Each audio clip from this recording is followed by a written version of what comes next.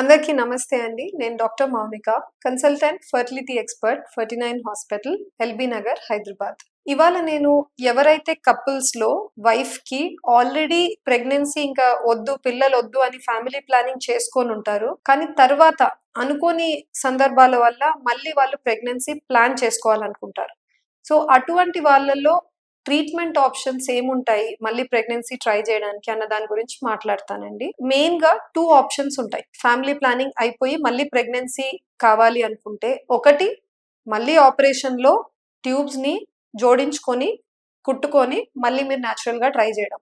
Second option వచ్చేసి ఈ tubes తో అవసరం లేకుండా డైరెక్ట్ గా టెస్ట్ ట్యూబ్ బేబీ పద్ధతి లాంటి ట్రీట్మెంట్ వెళ్ళడం. ఎవరిలో ఏ ట్రీట్మెంట్ బెటర్? ఈ రెండు ట్రీట్మెంట్స్ ని అవుట్ రైట్ గా కంపేర్ చేసి ఇది బెటర్ అది బెటర్ కాదు అని చెప్పలేమండి. ఆ కపుల్ లో వాళ్ళ ప్రొఫైల్ ఏంటి, ఫ్యామిలీ ప్లానింగ్ జరిగి ఎంత టైం అవుతుంది, అండ్ ఏ పద్ధతి ద్వారా ఫ్యామిలీ ప్లానింగ్ జరిగింది, ఇవన్నీ ఫీచర్స్ మేము చూసుకొని వాళ్ళకు ఏ ట్రీట్మెంట్ బెటర్ అన్నది మేము కౌన్సిల్ చేస్తూ ఉంటాం. యాజ్ అ డాక్టర్ మా దగ్గరికి ఇలాంటి కేసు వస్తే ఏది బెటర్ అని అడిగితే మేము ఫస్ట్ వాళ్ళకు ప్రీవియస్ గా పిల్లలుంటే అది డెలివరీ నార్మల్ గా జరిగిందా, సిజేరియన్ ద్వారా జరిగిందా, లేదా ఫ్యామిలీ ప్లానింగ్ అయ్యి ఎన్ని సంవత్సరాలు అవుతుంది, లేదా ఫైనల్ గా ఈ ఫ్యామిలీ ప్లానింగ్ ఎటువంటి పద్ధతి ద్వారా చేశారు, చిన్న కుట్టుకి కెమెరా వేసి లాప్రోస్కోపీ ద్వారా జరిగిందా, ఓపెన్ సర్జరీ ద్వారా జరిగిందా, లేదా సెకండ్ కిడ్ పుట్టేటప్పుడు సిజేరియన్ చేసేటప్పుడు ఆ సిజేరియన్ ఆపరేషన్ తో పాటుగా ఫ్యామిలీ ప్లానింగ్ చేశారా, ఇవన్నీ క్వశ్చన్స్ అడుగుతామండి.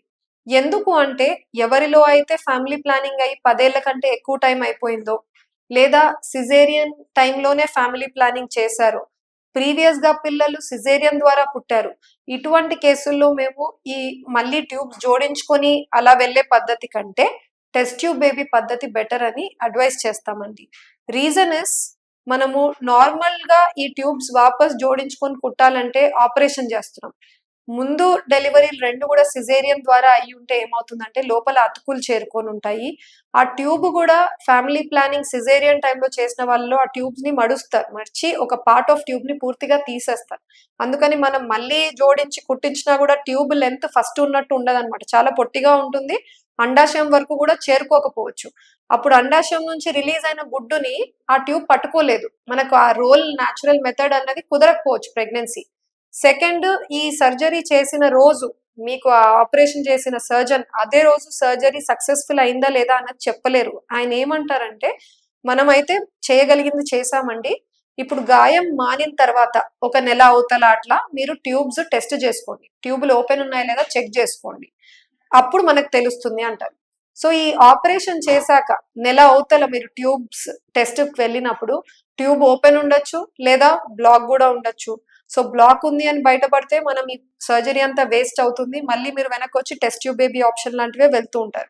అందుకనే మేము ఎటువంటి సినారియోలో ఈ ఆపరేషన్ వెళ్ళొచ్చు అంటామంటే డెలివరీస్ అన్ని నార్మల్ గా అయ్యాయి, మనకి ఫ్యామిలీ ప్లానింగ్ జరిగి 4 సంవత్సరాల లోపలనే టైం పీరియడ్ అయింది, అండ్ చేసిన పద్ధతి కూడా లాప్రోస్కోపీ ద్వారా చిన్న క్లిప్స్ మాత్రమే అప్లై చేశారు, ఇటువంటి సందర్భంలో మళ్ళీ వెళ్ళండి ఆపరేషన్ కంటామే తప్ప మెజారిటీ ఆఫ్ అదర్ కేసెస్ లో ఈ మధ్య కాలంలో చూస్తే టెస్ట్ ట్యూబ్ బేబీని ఎక్కువగా ఫేవరబుల్ గా చూస్తున్నాం.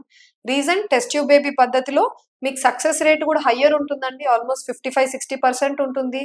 ఆపరేషన్ అవసరం ఉండదు, మీరు చేసుకున్న ఫ్యామిలీ ప్లానింగ్ సర్జరీని మళ్ళీ రివర్స్ చేయాల్సిన అవసరం లేదు, అండ్ ఆల్సో ఈ సర్జరీలో మనకు హెల్త్ పరంగా కాంప్లికేషన్స్ అన్నవి ఉండవు.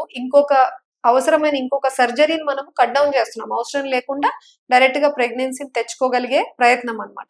అందుకనే మీకు ఫ్యామిలీ ప్లానింగ్ అయిపోయి మళ్ళీ మీరు ప్రెగ్నెన్సీ కావాలి అనుకుంటున్నారు అంటే మీరు డాక్టర్ తో ఇవన్నీ ఫ్యాక్టర్స్ ఏంటో మీరు డిస్కస్ చేసి మీ కేస్ కి సూటబుల్ అయిన ఆప్షన్ ని మీరు ఎంచుకోవాల్సి ఉంటుంది. Thank you.